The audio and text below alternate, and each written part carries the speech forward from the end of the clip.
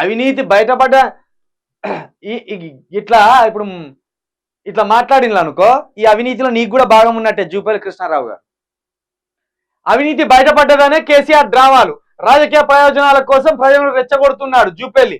కృష్ణా నీళ్లలో అన్యాయం జరుగుతున్నా అధికారంలో ఉన్నప్పుడు నోరెత్తలేదు. మరి అధికారంలో ఉన్నప్పుడు నువ్వు కూడా ఉన్నావుగా జూపల్లి కృష్ణారావు, మరి నీ తెలివి ఎటుపోయింది? అప్పుడు ఎందుకు మాట్లాడలే? అప్పుడు నోట్లో ఏం పెట్టుకున్నావు?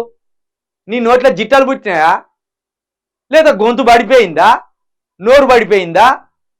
2014లో టీఆర్ఎస్ లో ఉన్న ఎమ్మెల్యే నువ్వు కాదా? సిగ్గు లేకుండా మాట్లాడతాను. అటు గోడ దునికంగానే నీతి పరులు అయిపోతారు, ఇటు గోడ దునికంగానే నీతి పరులు అయిపోతారు.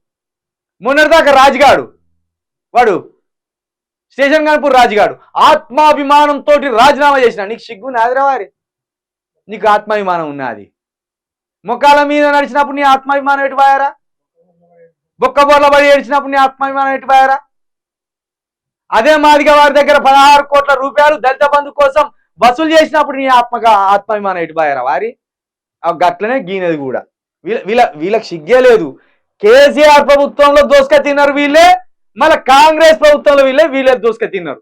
కేసీఆర్ దోసుక తిన్నారో దోసుక తినలో లేవు కానీ కేసీఆర్ పేరు చెప్పి వీళ్ళు దోసుక తిని మళ్ళీ బయటపడి ఇప్పుడు పార్టీలు మారి మీ నీతి పరులమని చూపించుకోవడానికి ట్రై చేస్తున్న ప్రతి ఒక్కరిని ఓటుతోటి కొట్టుర్రు. ఇక చెప్పుతోటి కాదు కానీ ఓటుతోటి కొట్టుర్రు.